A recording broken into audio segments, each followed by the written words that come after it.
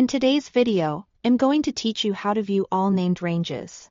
If you are working in Google Sheets and want a quick way to see every named range that has already been created in your spreadsheet, this is very simple to do.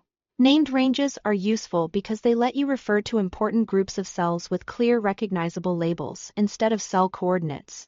That can make a spreadsheet much easier to navigate and manage, especially when you are working with larger files. To view all named ranges, start by looking at the top menu in your spreadsheet. From there, click on Data. This menu contains several tools related to organizing and managing the information in your sheet, including the option you need for named ranges. Once the Data menu opens, select Named Ranges. As soon as you click it, a panel will appear on the right-hand side of the screen. This side panel is where Google Sheets displays all of the named ranges that exist in the current spreadsheet. In that panel, you'll see a list of the named ranges that have been created.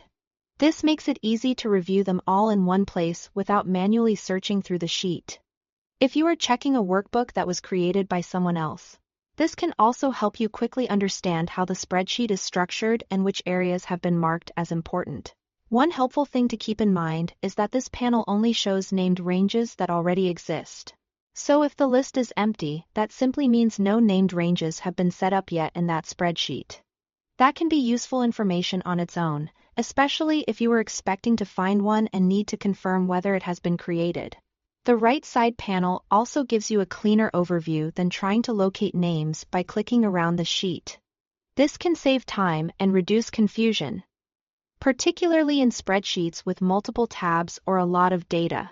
So to recap, open the Data menu, choose Named Ranges, and then look to the pane on the right side of the screen to view the full list of named ranges in your spreadsheet.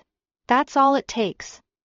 Once you know where to find this panel, checking named ranges becomes a fast and reliable part of working in Google Sheets.